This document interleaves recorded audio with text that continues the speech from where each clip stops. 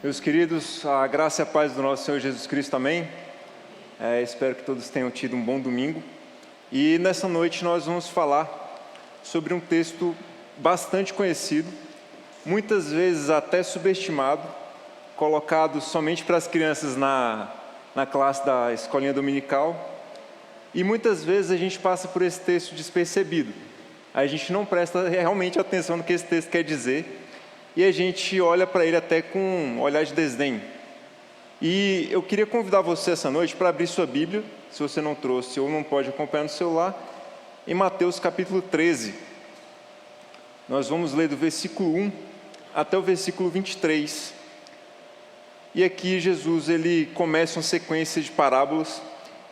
E essa aqui provavelmente é a principal parábola que Jesus conta nesse momento. Mateus capítulo 13, do versículo 1 até o versículo 23. Mesmo assentados, vamos ler com atenção a palavra do Senhor. Naquele mesmo dia, saindo Jesus de casa, assentou-se à beira-mar, e grandes multidões se reuniram perto dele, de modo que entrou no barco e se assentou, e toda a multidão estava em pé na praia. E de muitas coisas lhes falou por parábolas e dizia: Eis que o semeador saiu a semear. E ao semear, uma parte caiu à beira do caminho, e vindo as aves a comeram. Outra parte caiu em solo rochoso, onde a terra era pouca, e logo nasceu, visto não ser profunda a terra. Saindo, porém, o sol, a queimou, e porque não tinha raiz, secou-se. Outra caiu entre os espinhos, e os espinhos cresceram e a sufocaram. Outra, enfim, caiu em boa terra, e deu fruto, a 100, a 60 e a 30 por 1. Quem tem ouvidos para ouvir, ouça. Então se aproximaram dos seus discípulos e lhe perguntaram: Por que lhes falas por parábolas? Ao que respondeu: Porque a vós outros é dado conhecer os mistérios do reino dos céus, mas aqueles não lhes é isso concedido. Pois ao que tem se lhe dará, e terá em abundância, mas ao que não tem, até o que tem lhe será tirado. Por isso lhes falo por parábolas, porque vendo não veem, e ouvindo não ouvem, nem entendem. De sorte que neles se cumpre a profecia de Isaías: Ouvireis com os ouvidos, e de nenhum modo entendereis, verei com os olhos, e de nenhum modo percebereis. Porque o coração deste povo está endurecido, de mau grado ouviram com os ouvidos e fecharam os olhos. Para não suceder que vejam com os olhos, ouçam com os ouvidos, entendam com o coração, se convertem e sejam por mim curados. Bem-aventurado, porém, os vossos olhos porque veem, e os vossos ouvidos porque ouvem. Pois em verdade vos digo que muitos profetas e justos desejaram ver o que vedes, e não viram, e ouvir o que ouvis, e não ouviram. Atendei vós, pois, a parábola do semeador. A todos os que ouvem a palavra do reino e não a compreendem, vem um maligno e arrebata o que lhes foi semeado no coração. Este é o que foi semeado à beira do caminho. O que foi semeado em solo rochoso, esse é o que ouve a palavra e a recebe logo com alegria, mas não tem raiz em si mesmo, sendo antes de pouca duração, e lhe chegando a angústia ou a perseguição por causa da palavra, logo se escandaliza. O que foi semeado entre os espinhos é o que ouve a palavra, porém os cuidados do mundo e a fascinação das riquezas sufocam a palavra, e fica infrutífero. Mas o que foi semeado em boa terra é o que ouve a palavra e a compreende. Este frutifica e produz 100, 60 e a 30 por 1. Curvemos nossas cabeças e oremos ao nosso Senhor nesse instante. Senhor, nós te louvamos porque tua palavra foi lida e só a leitura dela já é suficiente para edificar o nosso coração e nos convencer da justiça e do juízo. E nós te louvamos, ó Pai, porque o Senhor é um Deus bondoso e o Senhor abre os nossos ouvidos para que nós possamos entender a Tua palavra. E nesse momento, ó Pai, eu peço que o Senhor abra os ouvidos da Tua audiência aqui essa noite, que não venha ser eu a falar nesse momento, mas que o Senhor fale o coração dos Teus filhos essa noite. Eu peço que o Senhor me use como instrumento para que o Teu povo seja edificado nessa noite. E é no nome do Senhor Jesus que oramos agradecidos por tudo. Amém. Meus irmãos, esse é um texto curioso, e é por isso que eu falei que muitas vezes ele passa batido, porque uma parábola nada mais é do que uma ilustração. Parábola significa colocar ao lado. Colocar ao lado de quê? Colocar ao lado de algo que Jesus já disse. E a gente olha para esse texto e olha todo o contexto em volta e parece muito estranho. Por que que Jesus fala por parábolas? E ele mesmo explica: eu não quero que esse povo entenda. E parece estranho, porque Jesus está falando alguma coisa que ele quer que as pessoas não entendam. E é justamente isso que a gente vê na sequência do capítulo. A gente vê a profecia de Isaías se cumprindo aqui. Até parece um pouco esquisito também quando a gente olha para o Antigo Testamento e vê Isaías sendo chamado e Deus fala com ele que ele vai pregar e as pessoas não vão ouvir. Ele vai falar e as pessoas não vão se converter. Parece um trabalho inútil, parece um trabalho em vão. E é muitas vezes isso que acontece conosco. A gente prega a palavra e parece que as pessoas não ouvem, parece que os ouvidos delas estão tampados. E aí a gente olha para tudo isso e fala qual é o sentido disso. Mas quando a gente olha alguns capítulos antes, a gente vê que Jesus ele vem fazendo uma série de pregações claras anunciando o reino, e Jesus vem fazendo uma série de milagres. Pessoas são curadas, cegos veem, surdos ouvem, cadeirantes começam a andar, e aí tudo isso vem acontecendo. Jesus vem anunciando o reino e as pessoas continuam incrédulas. As pessoas continuam olhando para ele e falam: tá bom, me dá mais um sinal então. Me dá mais um sinal, me dá mais um sinal. E tudo que o povo faz é pedir mais um sinal. Então a gente olha e começa a entender o porquê que Jesus começa a, de certo modo, perder a paciência. Porque o povo é de coração duro. As pessoas não querem ouvir o que Jesus está falando. Mesmo ele mostrando, mesmo ele fazendo milagres, as pessoas não querem perceber que ele é o Rei dos Reis. E muitas vezes nós somos arrogantes. Nós olhamos para essa história e a gente fala assim: rapaz, se Jesus estivesse na minha frente, eu não faria igual esse povo não. Muito provavelmente eu ia reconhecer ele como Senhor. Será? Será mesmo que você, na sua limitação humana, seria capaz de olhar para Jesus e reconhecer ele como Rei dos Reis? Será mesmo? Eu quero convidar você essa noite a observar que essa parábola, ela provavelmente está falando de você. São 4 grupos que Jesus está falando. 4 tipos de pessoas que Jesus descreve e você provavelmente se encaixa em um deles. E eu quero levar você à reflexão para saber em qual grupo você se encaixa. Porque muitas vezes nós achamos que pertencemos a um grupo, mas na verdade nós estamos em um grupo totalmente diferente. Porque o nosso coração ele é enganoso. A gente olha para a nossa vida ao redor, olha para tudo que a gente faz e acha que tudo que a gente faz é lindo e maravilhoso. E a gente se gloria muito nos nossos méritos, nas coisas boas que a gente faz, e a gente acaba achando que até a nossa intelectualidade, ou a nossa inteligência, ou a nossa capacidade, ou habilidade de lidar com alguma situação, até a nossa sabedoria, é capaz de nos redimir de algum modo. Mas enfim, quando nós olhamos para esse texto, a gente vê que Jesus, ele vem do sábado, esse dia é um sábado, ele vem pregando desde cedo. Ele e seus discípulos, eles passam por alguma plantação, e seus discípulos, eles pegam alguns alimentos, e Jesus é acusado de leniência, porque os discípulos estão colhendo alguns frutos no sábado e comendo. Logo depois ele vai para a sinagoga, ele cura uma pessoa, e de novo ele é acusado de quebrar o sábado por curar uma pessoa. Daqui a pouco ele expulsa um demônio de uma pessoa, e ele é acusado de novo de quebrar o sábado. E aí, por fim, ele vai e se recolhe para a praia, pensando, imagino eu, pensando: agora eu vou ter paz. E a multidão vai atrás dele. Segue a multidão atrás de Jesus, para continuar ouvindo o que ele tinha para dizer. Mas será que realmente eles estavam interessados no que Jesus tinha para dizer? Ou eles estavam interessados só nos benefícios que Jesus poderia oferecer a eles? O que será que estava acontecendo naquele momento?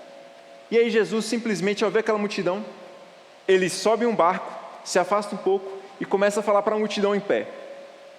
E o que é interessante aqui é que a gente olha para as igrejas hoje em dia, a gente olha inclusive para a nossa vida, se a gente observar bem, a gente sempre está esperando a melhor estrutura possível, a gente sempre está esperando o melhor momento possível para que a gente possa falar do Evangelho.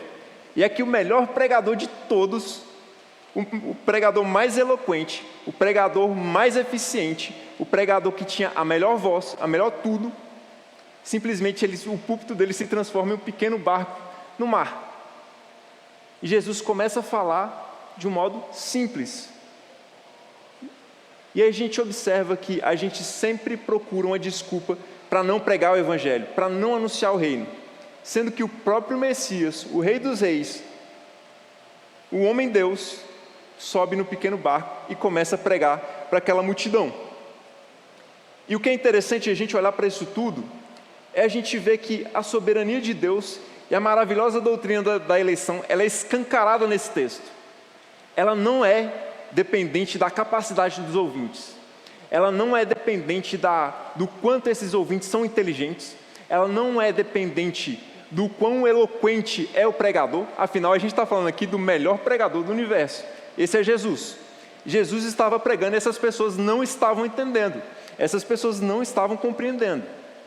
A gente vê que tudo isso que acontece é meramente pela graça de Deus.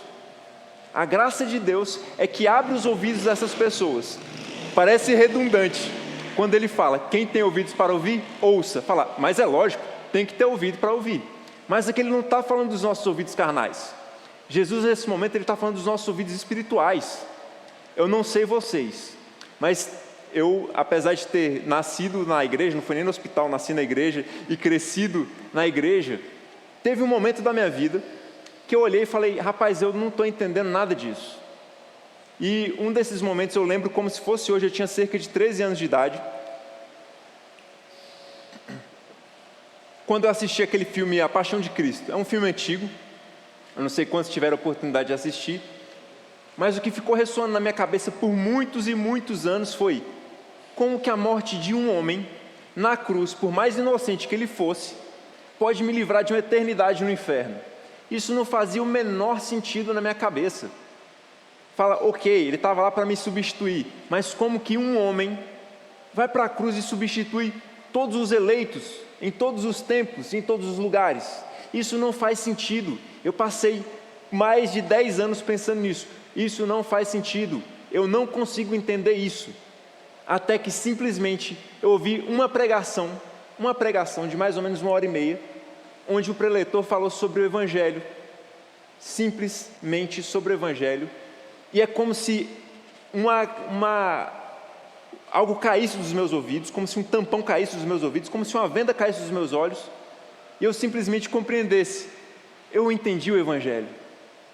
Por mais que eu tivesse estudado, por mais que de maneira intelectual eu tivesse buscado entender, por mais palestras e pregações e conferências que eu tenha visitado, eu fui em muitas, eu não conseguia entender o poder do Evangelho, eu não conseguia entender como que aquilo poderia me livrar do inferno.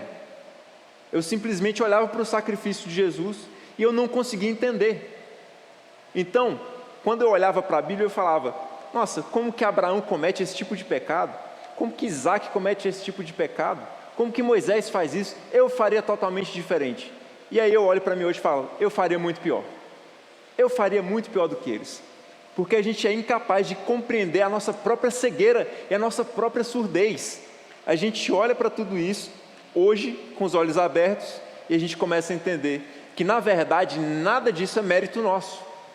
Nós nascemos mortos em nossos delitos e pecados. Nós já nascemos condenados. Nós já nascemos destinados a morrer eternamente.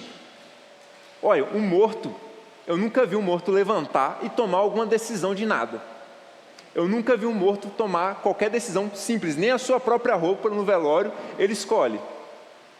Imagina um morto espiritual fazer suas próprias escolhas.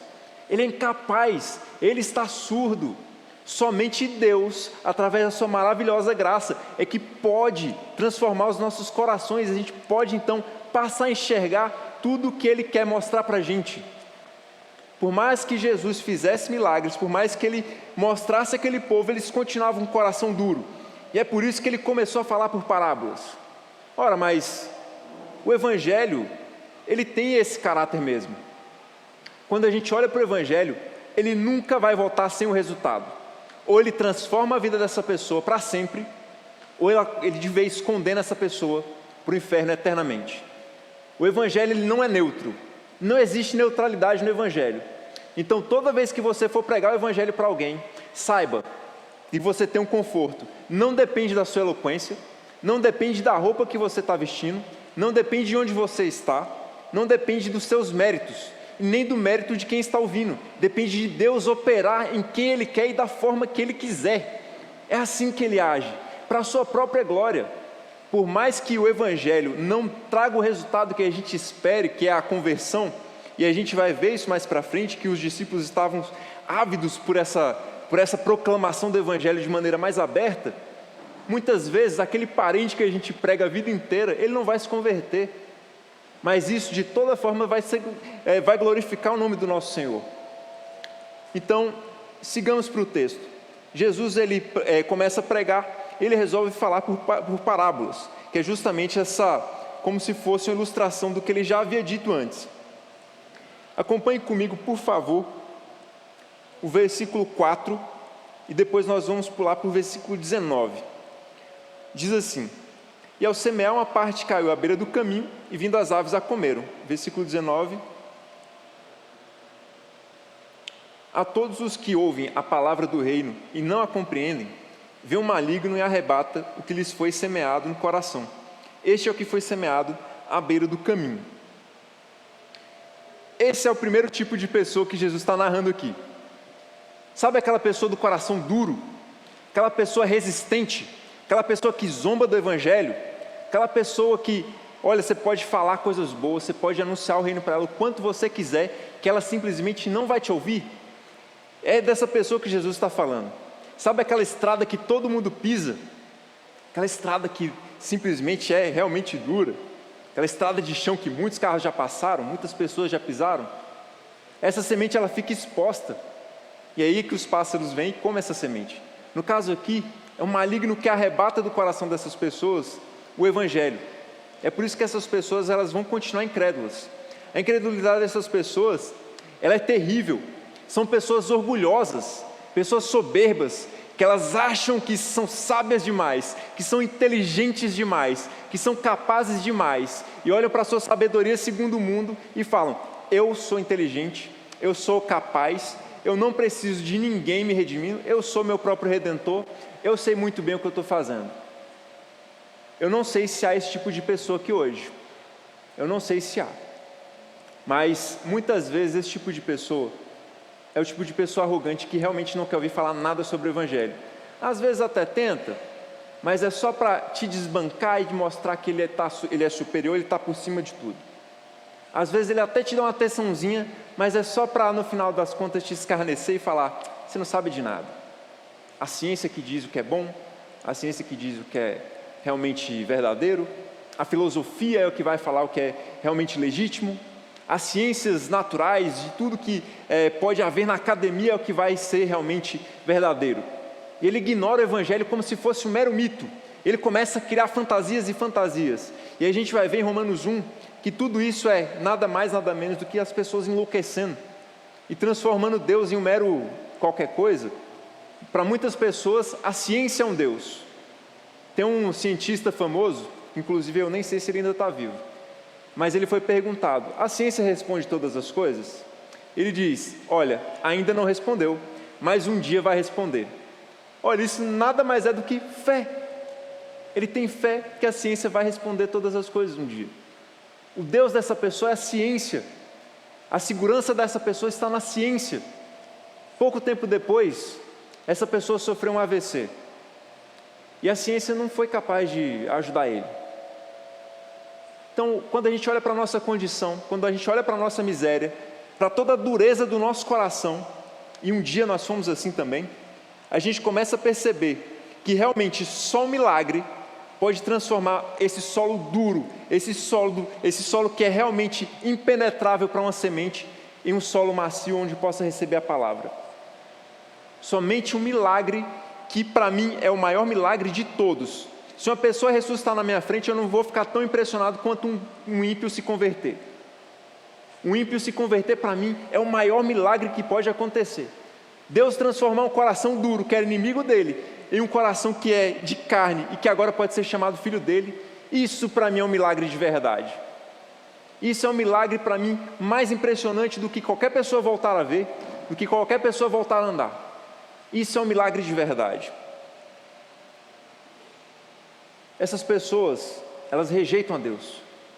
Muitas vezes as pessoas se tornam o próprio Deus das suas vidas. Mas existe um segundo tipo de pessoa. Acompanhe comigo, por favor, versículo 5 e versículo 6. Diz assim: outra parte caiu em solo rochoso, onde a terra era pouca, e logo nasceu, visto não ser profunda a terra. Saindo, porém, o sol a queimou, e porque não tinha raiz, secou-se. O que foi semeado em solo rochoso, esse é o que ouve a palavra e a recebe logo com alegria, mas não tem raiz em si mesmo, sendo antes de pouca duração. E lhe chegando a angústia ou a perseguição por causa da palavra, logo se escandaliza. Eu esqueci de explicar antes, mas não sei se os irmãos perceberam. Eu estou pulando de um versículo para o outro, porque Jesus conta a primeira parábola, ele se afasta com seus discípulos, e os discípulos perguntam por que Jesus está falando por parábolas. E ele fala: porque eu não quero que as pessoas entendam, mas para vocês foi dado esse poder. Os ouvidos de vocês foram abertos. Então, quem tem ouvidos para ouvir, ouça. A parábola quer dizer isso aqui. E quando a gente olha para esse solo rochoso, sabe aquele solo que você olha aparentemente é um solo macio? Bom, realmente dá para plantar alguma coisa ali, até nasce alguma coisa, mas logo esse broto ele morre. Ele não tem raiz, ele não tem vida em si mesmo. As pedras ali não deixam as raízes crescer, não deixa criar profundidade. E o sol, aquele mesmo sol que dá vida para muitas e muitas coisas na natureza, acaba matando essa semente, acaba matando essa pequena planta. E assim é o coração de muita gente que recebe o Evangelho com alegria. No primeiro momento essa pessoa vive feliz porque o Evangelho tocou o coração dela. Nossa, parece que os meus olhos se abriram. E aí essa pessoa é transformada e ela começa a se empolgar, ela começa a vir para a igreja, ela começa a participar de tudo, ela participa dos jovens, ela participa do encontro das mulheres, ela participa do encontro dos homens, ela participa de tudo. Daqui a pouco ela começa a sumir, e aí daqui a pouco ela some da igreja. E o que aconteceu com essa pessoa? Não está mais na igreja. O que aconteceu com essa pessoa? É o que o próprio texto explica. Isso é muito claro. As dificuldades da vida começam a aparecer e essa semente começa a morrer. Porque a vida cristã ela não é brincadeira. A gente não está aqui brincando. A gente não está aqui perdendo tempo. A gente não sai da nossa casa, que a gente poderia estar fazendo qualquer outra coisa, para simplesmente chegar aqui e brincar de igreja. O que a gente está fazendo aqui é muito sério. A gente não está brincando de cantar. A gente não está brincando de orar. A gente não está brincando de pregar a palavra. Isso aqui é de verdade. Mas durante a semana, quando você está no seu dia a dia, na sua rotina, e você começa a olhar ao seu redor, e as dificuldades começam a vir, as contas começam a apertar, a doença começa a chegar na sua porta, seu filho ficando doente, sua esposa ficando doente, as coisas ficando mais caras no mercado, as dificuldades da vida chegam, e te apertam, e te apertam, e te apertam. Logo essas coisas começam a tomar do seu coração o que o Evangelho pregou, o que o Evangelho foi pregado. E logo você começa a desanimar, você começa a deixar tudo isso de lado e deixa-se tomar de conta por coisas que, na verdade, nunca entraram no seu coração de verdade. Você começa a se perder, você começa a deixar o Evangelho de lado porque está tudo muito difícil. E sabe quando piora? Quando você começa a ser perseguido por causa do Evangelho. Eu não sei quantos de vocês já tiveram a oportunidade de serem xingados por causa do Evangelho. Eu já fui algumas vezes. Não é porque você é ignorante ou nada do tipo, não. Estou falando de quem prega o Evangelho de verdade. E o mundo vai perseguir a gente mesmo. O mundo vai atrás da gente mesmo. O mundo vai odiar a gente porque odiou o nosso Senhor primeiro. Se odiaram a Jesus, que foi bom 100% do tempo, que não fez nada de mal para ninguém, imagina a gente. Essas pessoas, elas não suportam o peso, elas não suportam a caminhada, logo elas desistem, elas deixam tudo de lado. São pessoas que geralmente elas gostam da aparência. Vir domingo à noite na igreja é muito bom, porque eu encontro as pessoas, é agradável, está tudo certo, a gente bate um papo no final, come um pastel, eu vou embora segunda-feira, está tudo normal, eu toco minha vida como se nada tivesse acontecido. Essas pessoas gostam de um clubinho, gostam de tratar a igreja como um clube. Sabe aquela criança birrenta que o pai coloca o prato de comida, ele só come a batata frita porque é o que ele gosta? Esse é o tipo de crente que tem um solo rochoso. O coração dessa pessoa é raso, ele não quer profundidade nenhuma com Jesus, ele não quer intimidade nenhuma com a palavra do Senhor, ele não quer transformação nenhuma, ele simplesmente quer aproveitar tudo o que ele acha que é bom para ele, e não quer aproveitar o que de verdade transforma a vida dele, que é o Evangelho. Mas existe um terceiro tipo de crente, esse tem um solo um pouco mais profundo, esse a raiz cresce, até cresce, a raiz vai e ele dura um pouco mais. Olha comigo lá o versículo 7, que vai ser projetado. Esse é a semente que foi plantada no meio dos espinhos. Diz assim o versículo 7.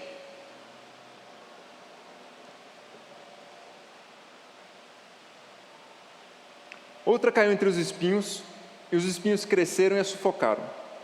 Lá no versículo 22 vai ter a explicação da parábola, que é, versículo 22, o que foi semeado entre os espinhos é o que ouve a palavra, porém os cuidados do mundo e a fascinação das riquezas sufocam a palavra e fica infrutífera.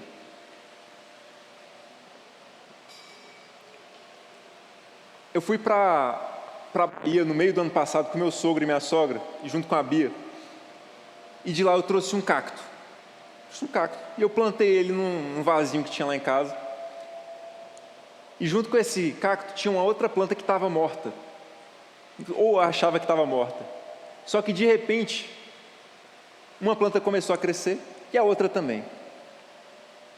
Sabe o que acontece com as duas? Elas estão crescendo e uma está embolando na outra. O cacto tem espinho, essa outra planta não tem. Elas estão se embolando e uma está indo para o lado, outra está indo para o outro, está virando uma bagunça. Sabe o que está acontecendo? Esse vaso está dividido. Nenhuma cresce suficiente porque tem uma planta impedindo a outra. É lógico que daqui a pouco eu vou ter que tirar uma planta e jogar fora ou plantar em outro vaso. Mas é isso que está acontecendo no coração dessa pessoa. Essa pessoa tem um coração dividido. Ela olha para o Evangelho, ela olha para a igreja e pensa, eu gosto disso. Isso me traz benefícios, isso me traz coisas boas, eu gosto desse lugar. Mas ela também olha para o mundo e para tudo que ocupa o coração dela também pensa, eu também gosto disso. Eu também gosto da minha carreira, eu também gosto da minha profissão, não que isso seja problema, eu estou falando de prioridades. E aí essa pessoa começa a olhar ao redor e fala, olha, acho que hoje eu não vou para a igreja não, porque eu tenho muito trabalho para fazer, e se eu não for para a igreja hoje, eu vou acabar acumulando.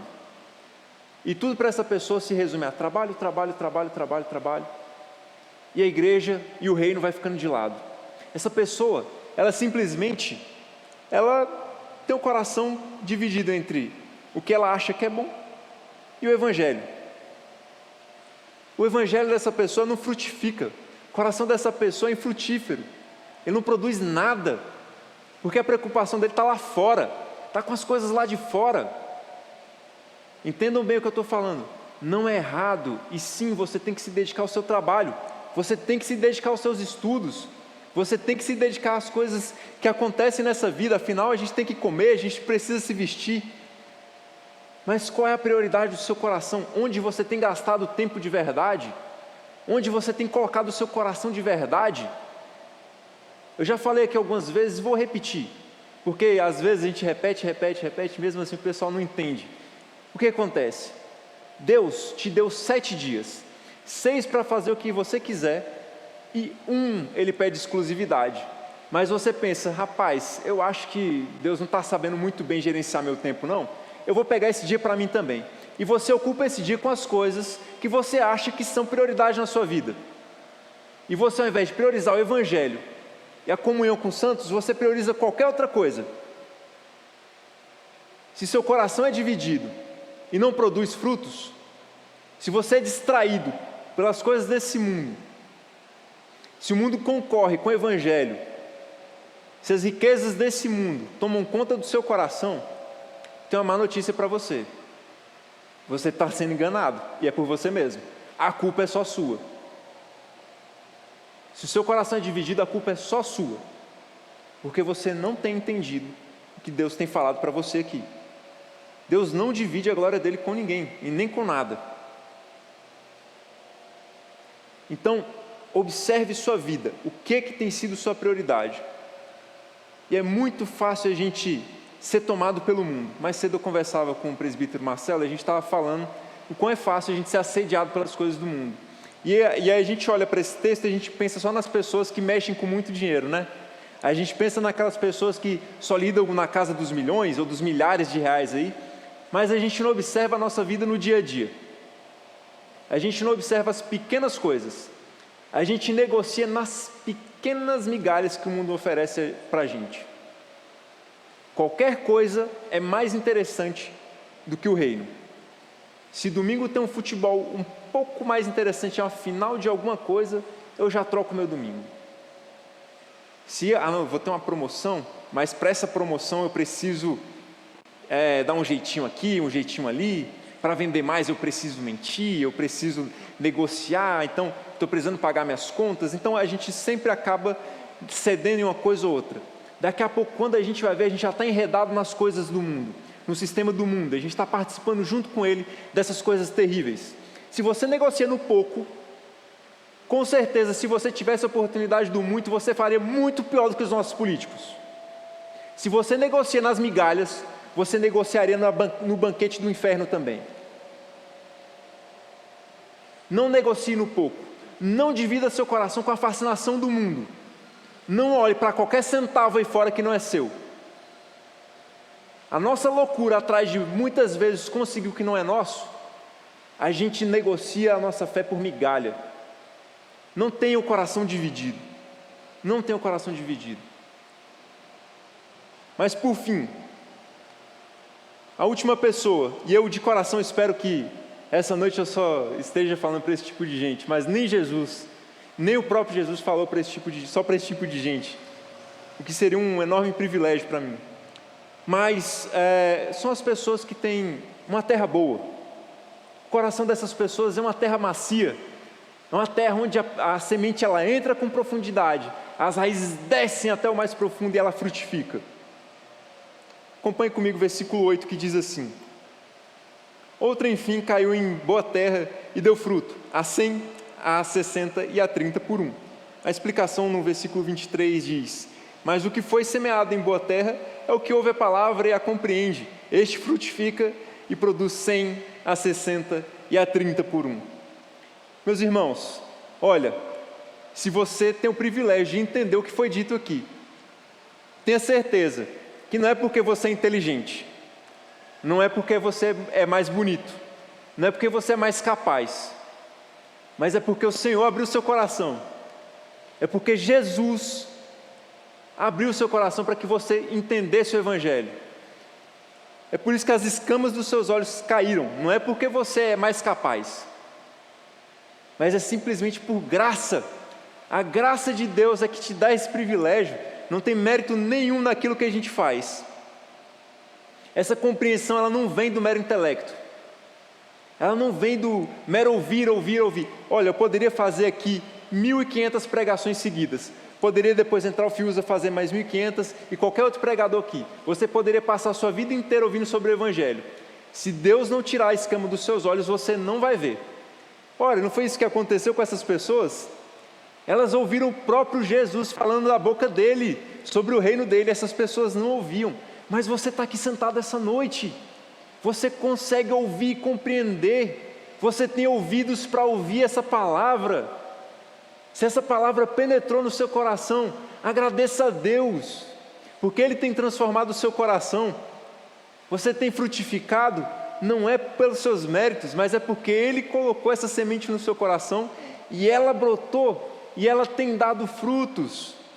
Se você tem crescido na palavra, se você tem se desenvolvido, se você tem criado raízes profundas na palavra, como foi lido mais cedo e falado mais cedo, se você tem praticado tudo isso que você tem entendido, saiba, de fato você tem uma terra boa, você tem aí no seu coração a semente que muda, que transforma. Olha, a gente está vendo aqui, e aí muitas vezes também passa batido, o que Jesus está querendo dizer com isso de 100, 60 e 30 por um? Ele está falando de produção. E aí quando a gente pensa em frutos, fala assim, o que seria um cristão dar frutos? E aí você pensa, por exemplo, num pé de laranja. Pensa no pé de laranja. O pé de laranja ele não pode produzir manga, não faz sentido. Um pé de jaca ele não pode produzir banana. Um pé de banana ele não pode produzir ameixa. Cada árvore vai dar o fruto segundo a sua espécie. O que uma árvorezinha de Jesus vai produzir? Pequenos Jesuses, pequenos Cristos. Não é isso que é ser cristão? Como que vai ser o seu fruto? Eu preciso ganhar almas para Jesus. Eu preciso fazer isso, eu preciso fazer aquilo. Muito mais do que você fazer, é você ser. Dar frutos é ser como Jesus. É andar como Ele andou. Não é isso que João fala lá em 1 João 5 e 6? 1 João 2, 5 e 6 vai ser projetado. Aquele, entretanto, que guarda a sua palavra, nele verdadeiramente tem sido aperfeiçoado o amor de Deus. Nisso sabemos que estamos nele. Aquele que diz que permanece nele, esse também deve andar assim como ele andou. Como que Jesus andou? Jesus andou preocupado com as coisas que ele tinha para fazer no domingo? Jesus andou preocupado com as coisas que ele tinha para fazer amanhã? Jesus andou preocupado com as coisas desse mundo? Ele andou preocupado com as riquezas desse mundo? Como que Jesus andou? Jesus andou em santidade, Ele andou em comunhão com o Pai, Ele andou aprofundando na palavra, Ele andou em comunhão com os irmãos, Ele andou sempre em perfeição, e é assim que a gente tem que andar. Olha, por mais que a gente entenda que a salvação, sim, ela é um ato da graça de Deus, é Deus que abre o nosso coração, é Deus que abre nossa mente, é Deus que tira as escamas dos nossos olhos. Por outro lado, a gente precisa entender que a santificação, ela é sinergista, ou seja, ela tem sim a nossa cooperação. A nossa santificação sim tem o nosso esforço no meio. É Deus quem faz em nós tanto querer quanto realizar, segundo a sua boa vontade. Mas nós devemos colocar também a mão no arado. A gente deve se santificar. E como que a gente se santifica?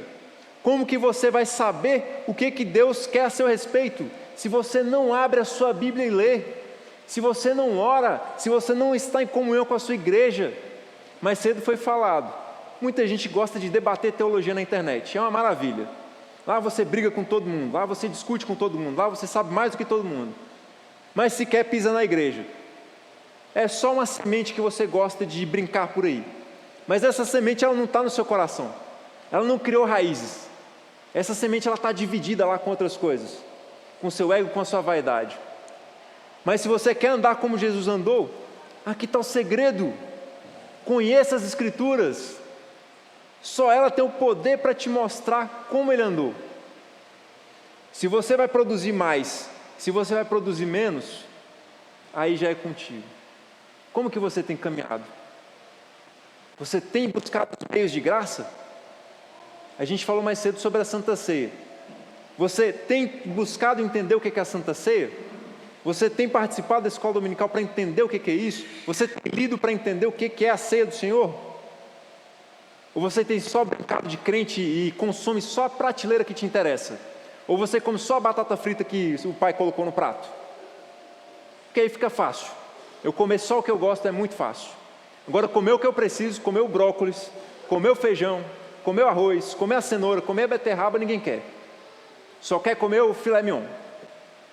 Agora todas as outras coisas que também são necessárias a gente despreza.